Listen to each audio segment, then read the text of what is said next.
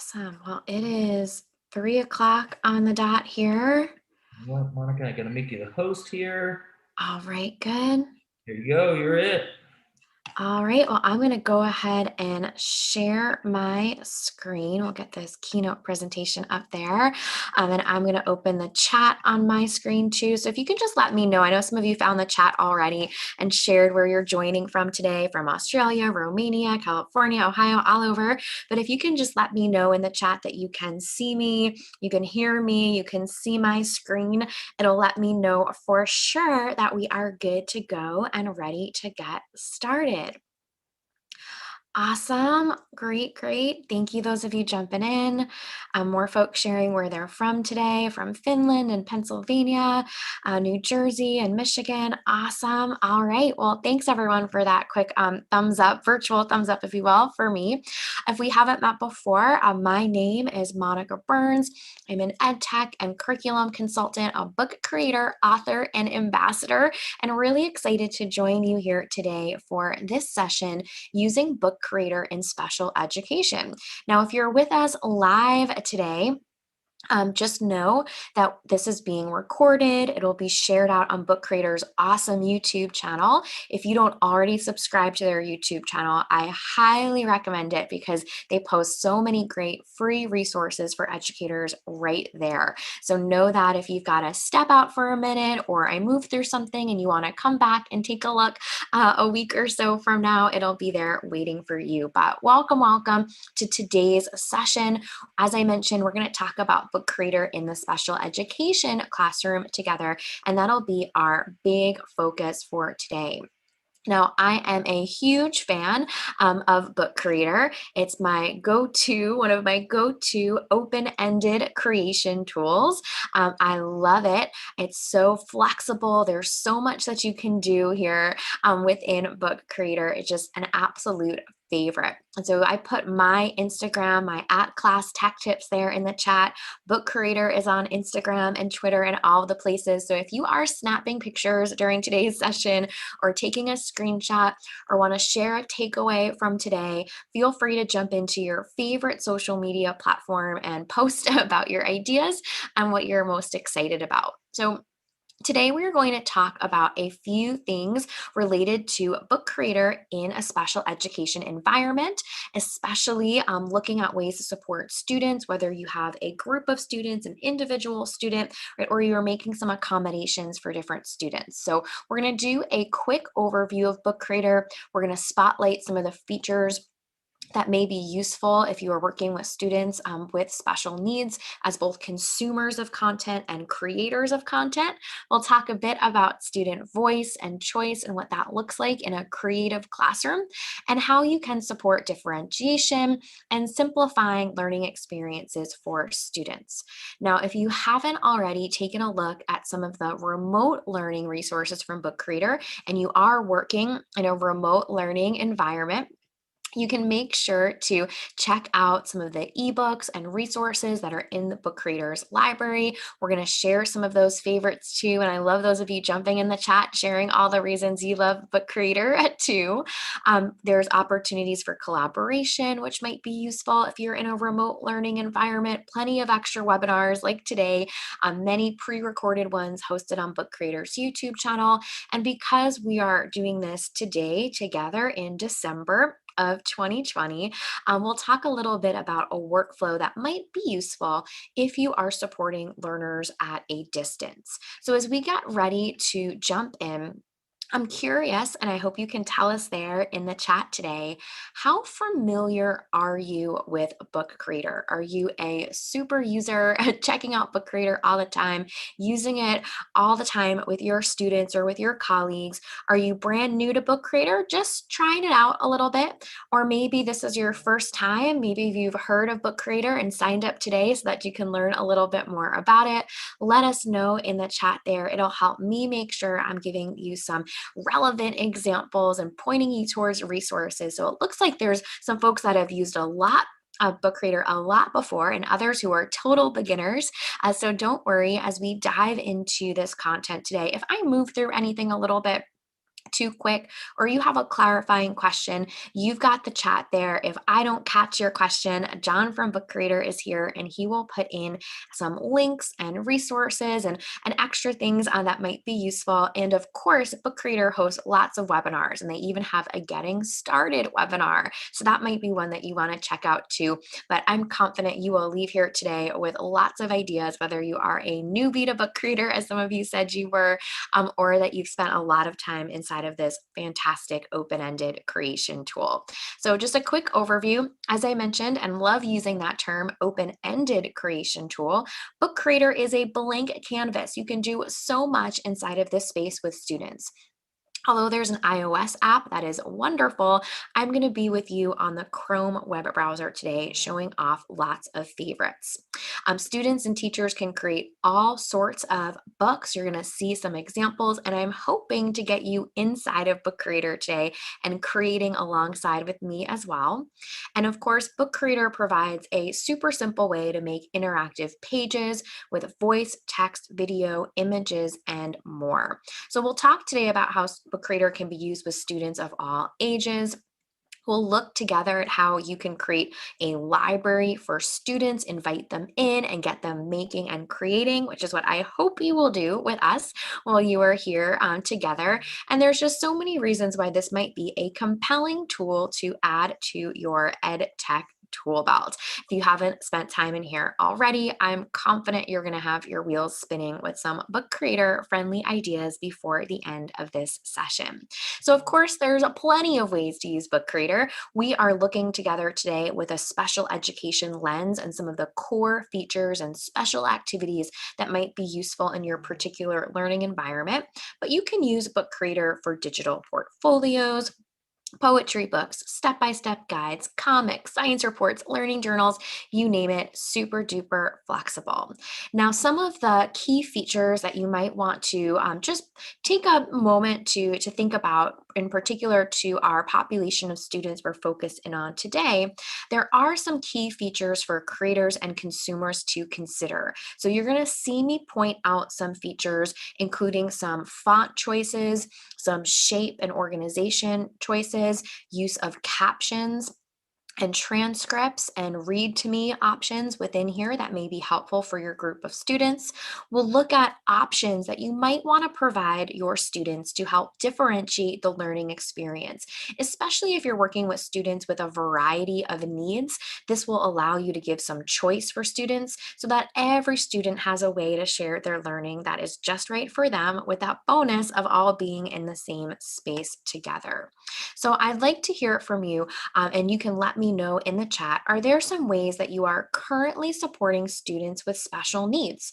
Maybe you use captioning, like I have the live captioning here when you're doing a video call. Maybe you support students with special needs by making sure a tool that you pick out for them has an ability to record their voice or the audio option. Feel free to jump into the chat if there is a way you currently support students with special needs that maybe uses technology in a special way.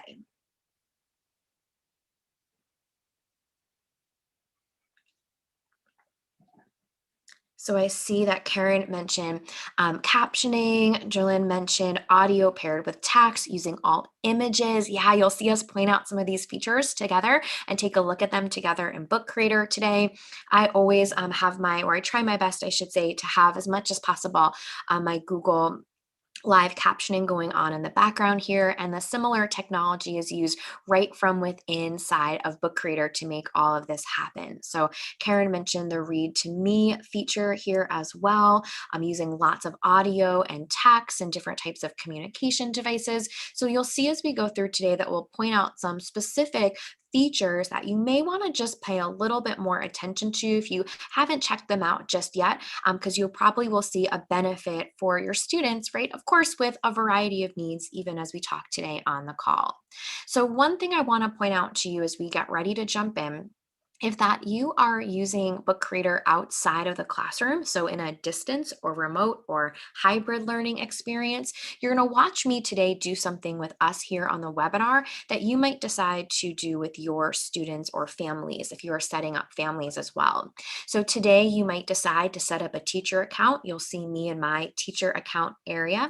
You might decide to share a very specific login protocol with families. I'm going to give you a quick way to log in and join with me that you might want to do as well. And of course, as you'll see us do today, I'll be able to check in on any student books or student creations. So in a moment, you're going to see me go over to this website, app.bookcreator.com. You'll notice here that there are two options when we go there. There's the student sign-in option and the teacher sign-in option. So your students would stay here on the student sign-in. Now, if your students do not have email addresses, you might decide to use a QR code with them, or you might decide to generate a link. I'll point that out as we go through today. If you are going to create or make a library like me, you might toggle from the student sign in button to the teacher sign in button. And that's where I'm already signed in on mine with Google single sign on. So totally up to you. So you're going to see me go out and take you through creating a library, setting up a library, and inviting you in. So I want you to just watch me create a new book. I'll invite you in to my library right after that. And then we'll go through some of the key points from a favorite book creator resource from Dr. Louis Perez, who talks a bit about ways to support accessibility tips. You'll see me point out different features as we go through. But first and foremost, I'm going to head over to Book Creator's website where I'm already logged in here. Now, you'll see my library is pretty full. Hundreds of books in my library from all the teachers and educators and students too that I work with. So as I scroll down here, I'm going to create a new library for us for today. I'm just going to put in that this is our demo library for 12/8. Since those of you joining us live today, it's December 8th. Now, when I invite you into this library, I am going to allow you to do Google image search. I'm going to allow you to edit your own book and read the books of other people too. So you'll see that as an option. I'm going to turn off the collaboration for you, although that might be useful down the line for you to explore. And I'm going to keep off the students can publish their books online and go ahead and create a new library. So far it's empty, but not for long. As soon as I invite you in, I'm hoping to see lots of books in here too. So a few things to point out to you just to orient ourselves. Once I invite you to join in with this invite code, you will go to new book just like me, and you can choose from one of these options. I love the comics, even though we're not going to use that example today. If you're working with students and you're really breaking down big ideas into chunks or into categories, the comic option with the panels is fantastic. So you might want to take a look at that today. I'm just going to jump in here to landscape, and I'm going to do a couple things here on the page so that you're able to kind of get a sense of what's possible. Then I'll invite you in, we'll play around a little bit, and I'll share some more specific tips. So when you're in here with your students, there's a few options you'll see me point out that may be useful to explore if you're working with a group of students in a special education setting. So first and foremost, adding text to the page. This might be something where you're having kids create a journal or make a spot that tells a story, totally up to you. I'm just going to put in Monica's journal right here. Now, I also have the option to do voice to text. So that's built in here. So you might have students use voice to text to share a response or type something in, right, using their voice. I'll come back to that feature in a little bit. Right now, I'm going to hit done. And anytime my text is highlighted in blue, so I'm going to go ahead and tap on it right here, I can go to my inspector button. And this is where you'll see some of the special features that I'm going to point out as we go through our listicle, if you will, today. First, at the top, I can change the size, change the alignment, make something bold, italic, or underlined. And then I have the font option. If you haven't been in here recently, there are lots and lots of awesome fonts that you might not have seen just yet. I'm going to scroll back up to the top though. You may be working with a group of students where there is a preference for either for either serif font or sans serif font, or you might want to use a font like Open Dyslexic.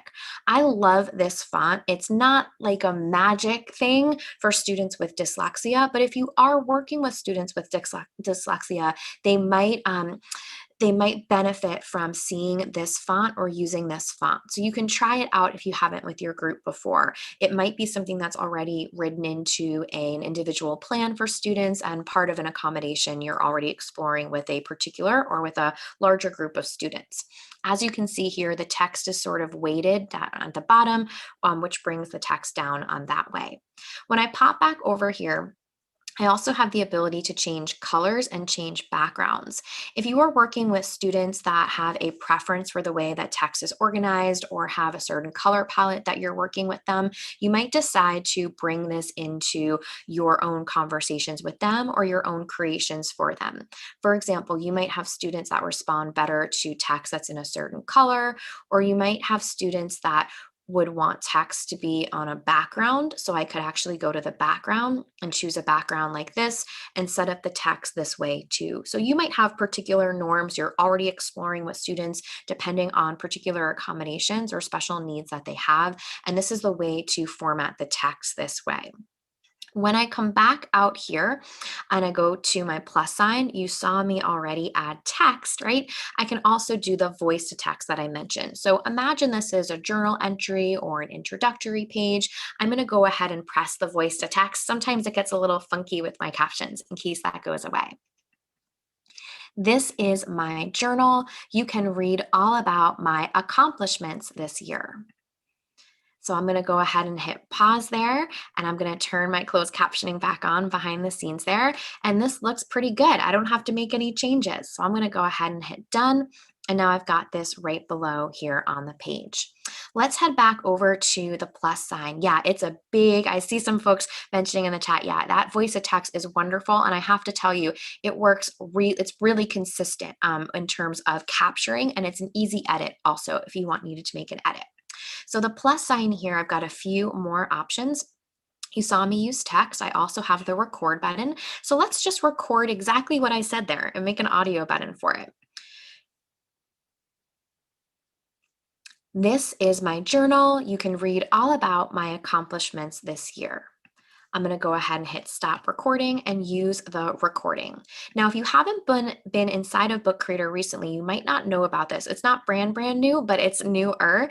And if I clicked on my recording, I can go to my eye inspector button, and now there's an option to add a transcript. Now I'm speaking in English, right? United States is where I'm based, so I'm going to go generate automatically. I could change that drop down menu if I wanted to. So this is going to generate a transcript. I don't have to wait around for it. It'll pop up here when it's ready, and that's another way to add to the page. The plus sign here, in addition to record and text, which we took a look at, also has a pen tool. If you are working with students with a touch screen, this works great. With a mouse or a trackpad, this works great. And there's also the emojis built in here too. So you might have students add emojis to the page, especially if that's a norm for your group of students where they are used to, say, pointing to an emoji or using that to reference how they're feeling. This would be built in here too. If I do go to my pen tool, you see there's lots of different options. There's also auto draw. This is something that you might want to try out with your group of students, especially if they are gaining their confidence as they're drawing, right? So I might do like a sailboat or something like this. And if I look up here at the top, it gives me some sailboat options. And so auto draw is built in there too. So this might be something that is useful as well. So just a couple features that may come into play, especially with the group of students that we're focused on today. So far, the record, the text, and the pen tool. Now, the camera is a great option if you have students that are working, say, offline. Maybe they have a project or something that they're talking about, or they're doing like a show and tell and they're adding that onto their page. They can go to the camera button. They can hold up whatever it is that they're talking about here. I've got some stamps. I was getting ready to send out some mailing, so I've got some stamps. So maybe I go here and I snap a picture, or if I don't like that picture, I can delete it or I can record a video instead. And now on this video, maybe I can say something like, "Hi everyone, I found these new stamps and I'm so excited to share them with you." And then I can go to my stop video. If I like this video, I can do the use video and it will add it here to my page. I'm going to go ahead and shrink that a little bit. And look, what do you know? My transcript already popped up here too. If I want to add captions to the video I just I can say created, something. well, I'll pause it and I'll go to my inspector button. And just like the transcript option, I can go to add captions, generate it automatically, and it'll work on that for me while I go back and show off a couple more features. So there's a lot in here. Before we dive into the shapes and other pieces, I do want to point out the import button. If you wanted to have students connect to a Google Drive folder, they could pull in images, they could do an image search for Google Images. So lots of options here, but I want to get you inside of this space so you can try out some of these features that I'm mentioning to you today. So what I'm going to do here is I'm going to pop back out here and I'm going to give you the invite code so you can join my library. When you get here, you can create a new book just like me and play around with some of the features that are most compelling for you. So in order for you to enter in this code, what you are going to do is you're going to log in just like me. If you logged in like a teacher, you would scroll all the way to the bottom here and go to join a library. That's where you're going to put in the code I'm going to give you in just a moment. So remember, you're here at your dashboard, you scroll all the way down to the bottom. You might not have to scroll as much as me, and then you go ahead to join a library. So let's go ahead here. I'm going to open this back up and give you the invite code. So if you want to jump in or join in, you can add in that code. So this is something where you are able to head over to the teacher dashboard, scroll all the way down to the bottom, and then go to join a library. And you're going to put in that same code that I just plugged into the chat there. I'm going to go ahead and plug it back in there too. I think I just sent it to panelists before, but there you go. So there's that code for you to join into my library. So I'm going to pop back here. Let's see. Oh, I've already got 9 of you in here, or 8 of you are in here already. So thank you everyone who's joining in. This is what I'm hoping you'll do alongside me now. I'm hoping you'll go to this new book, create a new book just like I did. And I see a few of you started. And I want you to get inside here and just press a whole bunch of buttons. If the text and layering the background to have a background was compelling to you, go ahead and try that. If generating a transcript was something you wanted to try out, go ahead and do that. If you want to try out some more with the pen tool or add some emojis, that's as an option for you to do this too. So you can stay right here in the session. So if you are on Zoom today, you might just open up a new web browser. I'm going to share some more tips and strategies with you as you play around, but I want to get you in here sooner than later so that you can ask any questions that you might have, and then I can show off some of the awesome books. There's Shelly and Julie and Laura's books that are in here as well.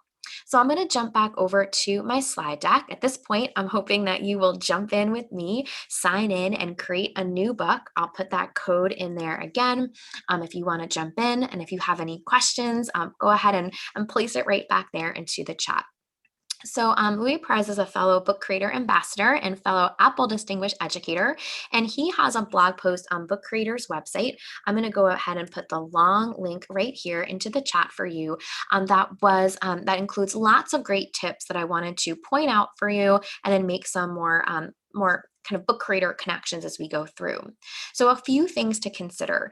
Part of his recommendations, and you heard me mention it with the font choice too, is to have text size being nice and big for students. So you might have a norm in your classroom that everyone's text is a certain size. You might want to stick with sans serif font like Cabin, Lotto, or Nato Sans, or stick with Open Dyslexic, which is one that I use pretty frequently. Alignment of text is something that I pointed out while we were in our text mode. So you might want to keep all the text aligned to the left as opposed to in the center. And if you want to place emphasis on something, one of his recommendations is to make sure that that text is bold instead of all caps. So being case sensitive is something that you may want to check out. So you saw me jump in, and I'd love for you to try adding some text to your page as well, right? When I came back over here and some of you are going ahead and adding, remember that if I wanted to jump into my book and add some more text, I'd go to my plus sign, tap on the text button. As soon as I write in my text or my special message, like you see here, I want to click on that text so it has a blue box around it, then go to my inspector button. And this is where I have some of the options that we just talked about, right? Changing the type of font, making sure the color is good, right? And having the sizing and alignment be appropriate for your group as well. So if you want to go ahead and add some text to your page, awesome, try it out. I know some of you are in there already. The next tip to consider is to describe your pictures. You can do a picture description with alternative text or alt text that's built in and add clear, concise descriptions of pictures. So let's go ahead and try this out together. I'm going to go ahead because my page is getting a little busy here and make a new page by hitting the arrow. And now I'm going to go to the plus sign and go to import. So I've got a couple options for adding pictures. I am just going to type in here, and I'm going to type in flowers. It's going to show me some options. When I click on them, it'll tell me where they came from. This one is from Pixabay, and I'm going to hit select. Now, if I want to add some alternate text to this or the alt text for this, I'm going to go ahead and click on the inspector button. This is where I have the opportunity to do a few different things. I could, of course, link out to a website if I wanted to, but for us for today, we're looking for alternative text for images. This is what would be read aloud if we were in guided access or in a support mode for a student who is low vision or no vision and would need that extra support to know what picture was on the page. It would be the text that's read aloud to them. So in this case, we want to be clear, concise, and specific.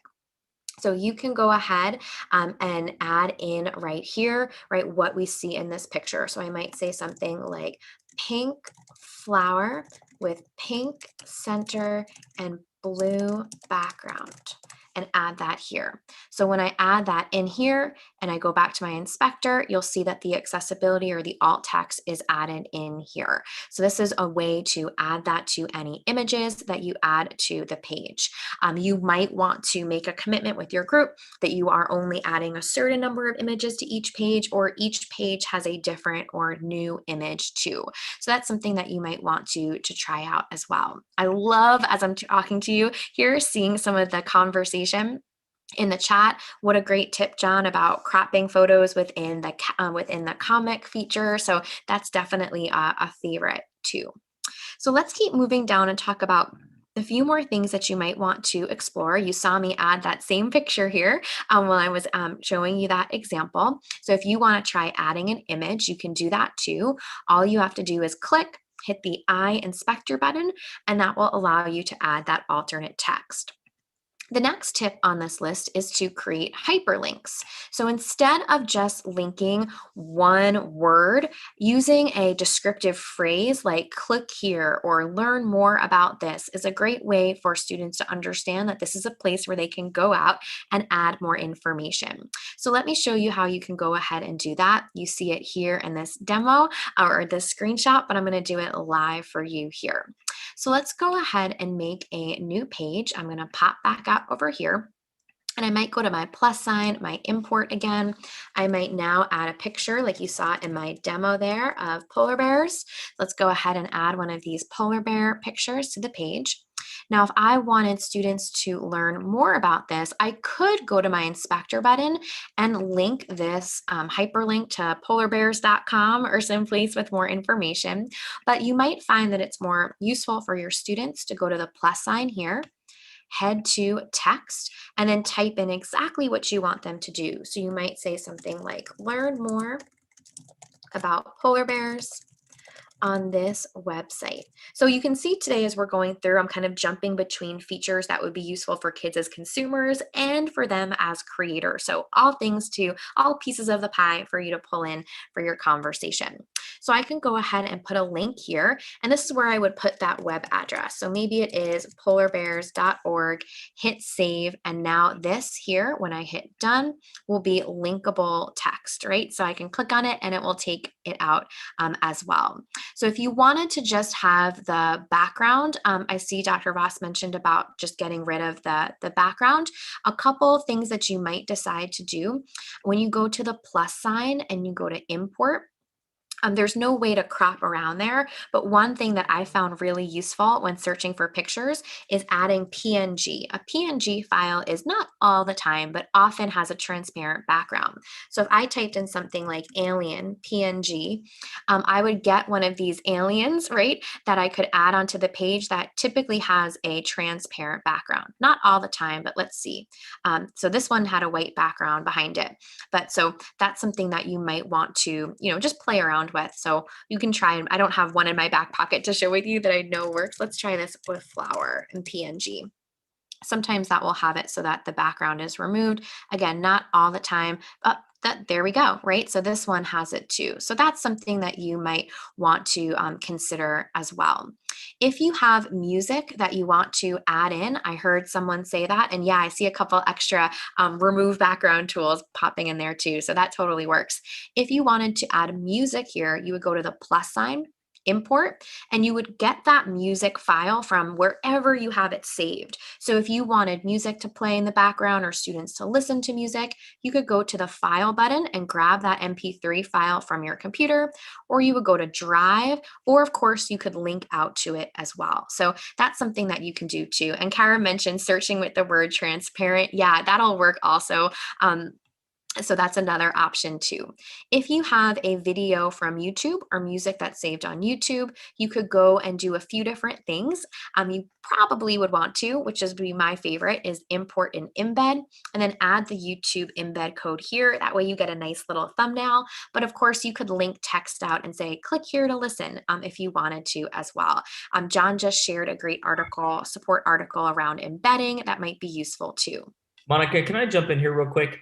Perfect. Yeah. I see the excitement around music, and which is awesome. I love music as well. But I do want to say that with Book Creator, if you add something like music from YouTube as an embed code, then it is embedded on that page.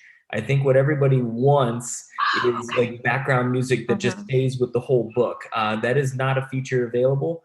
But it is something I know that we've heard a lot about. There are lots of things on our to-do list, and maybe it will come in the future. I couldn't promise that, but it is on the to-do list of things that I've seen. So for now, embedding YouTube videos is one way, but again, it will not follow you as you move through the book. It stays with the page. Thank you so much for that, John, and for that clarification there. Yeah, so that's something that you're thinking about. You might have another workaround or something that you explore. So that's something to think about too. Let's pop back over here, and we already took a look at adding a link to pages. If you want to try it out, this is an awesome time for you to do that too. And if you want to use audio in your book, like we were just talking about, you saw me add the narration to any page with text, right? So I could add that audio button right next to it with my own voice reading aloud. I just want to make sure that that recording button is right near the text so someone knows that that is what I'm actually reading aloud. The other option, and we'll go here into play or preview mode here, is the read to me. When I go to read to me, it will read any text on the page. You can go ahead to the settings button here and decide if you want the voice to be a certain type of voice. So you've got a couple different options and languages as well. You can turn on or off highlighting words. You can have the multimedia play or not play and turn the pages automatically. There's also this speed button. So you can choose if you want it to be slower, or a little bit faster. So a lot of great customization. This would be for student consumer. So if you are making books or sharing books with your students, that would be something as well. So that might be one thing that you want to consider, right, when we're talking about adding audio or narration. I know I'm talking a little bit today, right? As we go through these pieces, you saw me record my voice. So you might want to try out adding recording to your page after we finish up today when it's a little bit more quiet in the background, or maybe you mute the Zoom part of your computer and record your voice as I'm finishing up with a couple more tips here. Next up on the list is to spread out text and images on multiple pages. So making sure the text is large, as we talked about, is important. Having it easy to read and spaced out through the book is another great tip that Dr. Prez shares in his article or his blog post for Book Creator.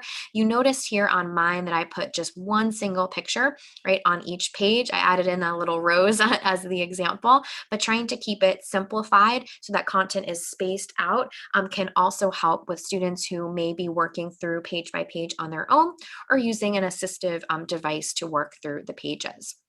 So as I shared that kind of link right when we get started, this is a blog post that you probably want to bookmark or come back to with some of the great tips.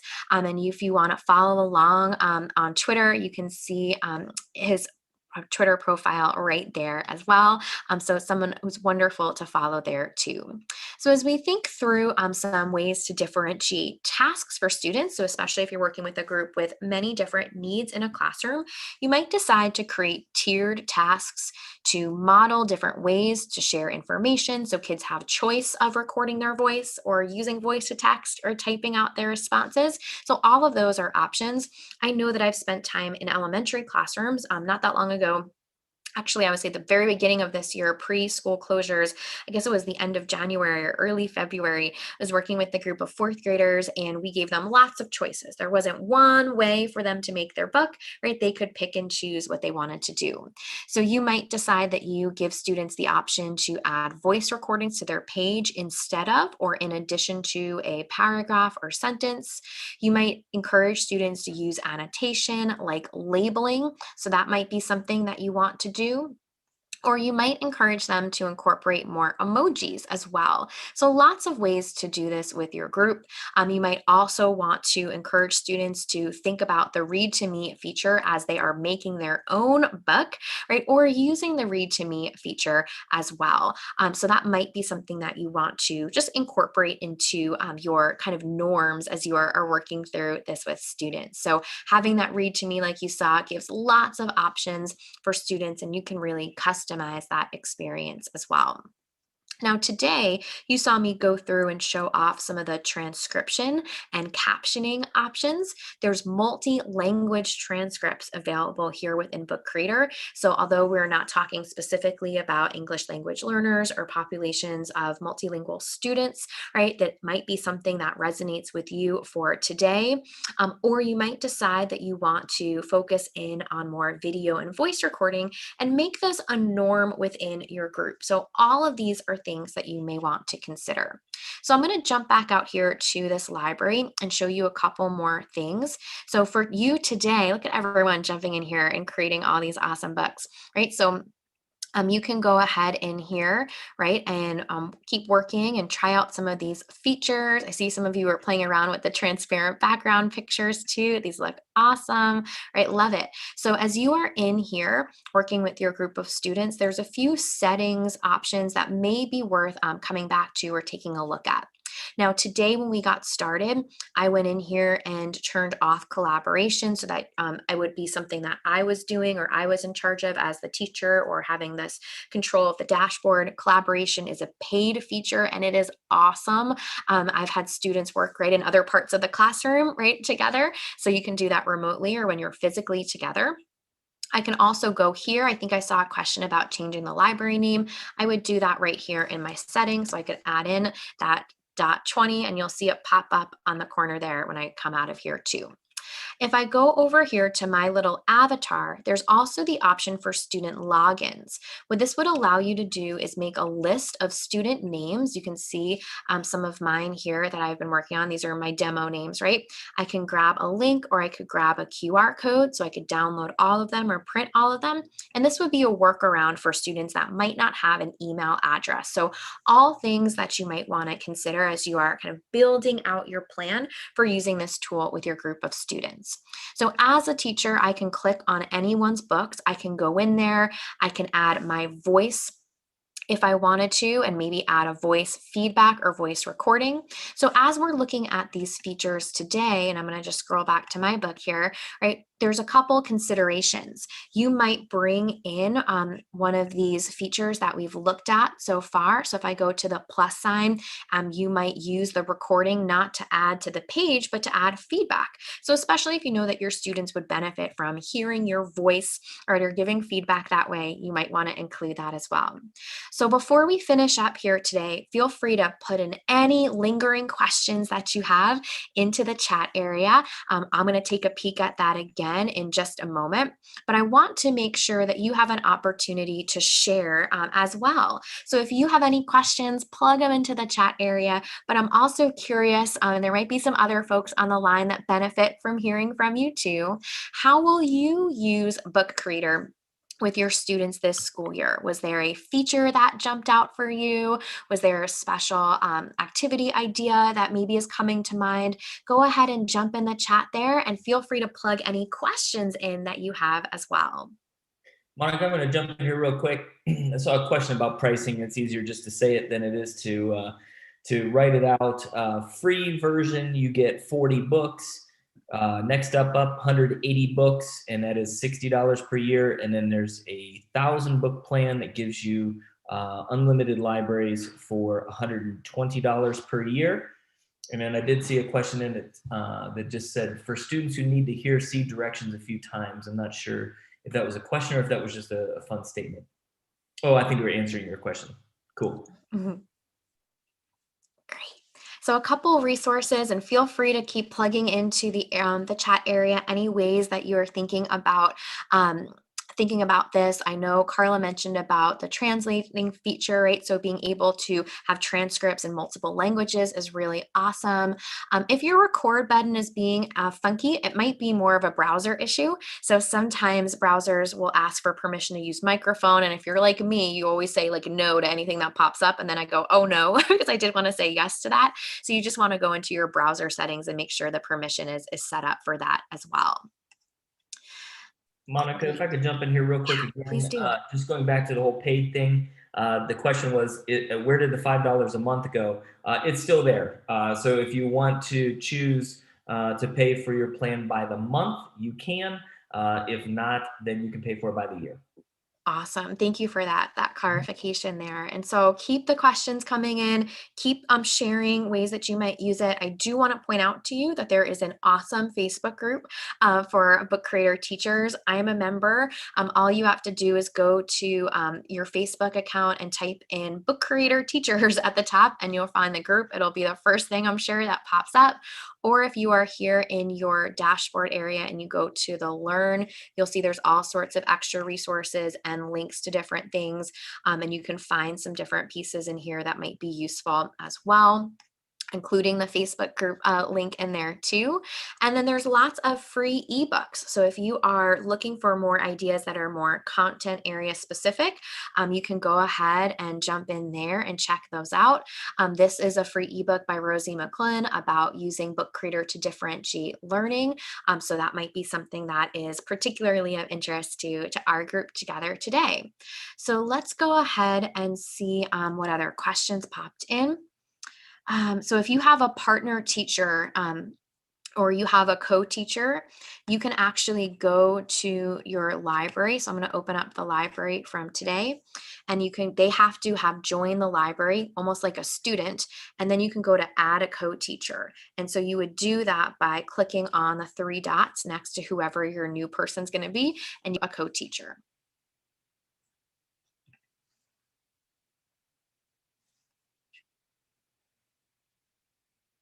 So if individual students want to share their book instead of the whole class, you can do a few different things. So you can publish books individually. You've got the share button down here and publish it online, or you can publish the whole library by going to the settings wheel. So totally up to you with what that would look like. So if you wanted to size some of the shapes, let's get in here. I'm going to go to my plus sign shapes. There's new shapes if you haven't been in here recently. So some more options. You can go ahead and click here. And if you grab the corner, you can resize them. So you could change the direction of that rectangle or square to rectangle. I think that was the question that came in. You can even grab the little green dot here at the top and spin it. I always think of spinning the shapes as giving them a little bit of attitude or a little bit more personality. So that's an option as well. Monica, there was a question about, oh gosh, where did it go? Somebody was in a webinar, Jolynn was in a webinar with me a while back and explained how to make speech buttons with Book Creator. Do you know how to do this? It had to do with hiding a talking caption behind a picture. So I don't know, it's making the audio button invisible. That was the, if you can show that, that would be fantastic. Yep. So if you come back out here, we've got our audio button, this one that I already made, right? We go to the inspector button. There's a couple options. So if you wanted to make this invisible when reading, you could do that too. You could also layer a shape on top of it, and then nobody would even know that it was there. So I think that's what you're alluding to, right, John? Yes. Okay, great. All right, well, we are just at time for today. So thank you everyone who joined in live. And if you are watching the replay of this on YouTube, thank you for joining in as well. Make sure to follow along with the folks at Book Creator. If you are using Twitter or Facebook or Instagram, you can find me in all of those spaces too. I'm just at Class Tech Tips, or you can search for Monica Burns and Ed Tech, and you'll find me that way too. So thank you all so much for joining today. If you are making some books by yourself or with your students, make sure that when you post them on social or you share them out in different spaces, that you tag the team at Book Creator and tag me too, so I can celebrate and get excited about all the things you are creating. All right. Thanks, everyone. Have a great day. Thanks, Monica. Monica, Thank if you you can all. make me the host again, I will. Oh yeah, let me go for that there.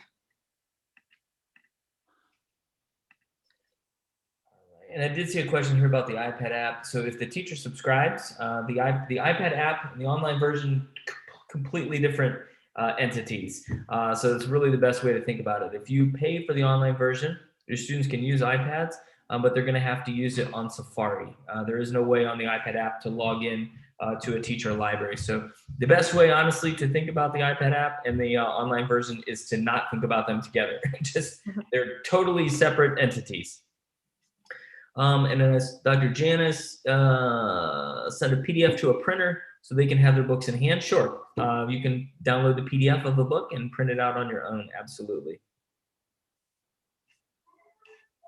Yeah, and Karen, with the shapes, some of the shapes, like Monica, the ones that she showed with a square, you could make it square, you can make a rectangle, make it more, elongated, but most of the shapes, you just drag the corners and it resizes the same shape proportionally. You can't take a isosceles triangle and turn it into something funky at this time. That's something that we've heard, but at this time, it's not something you can do.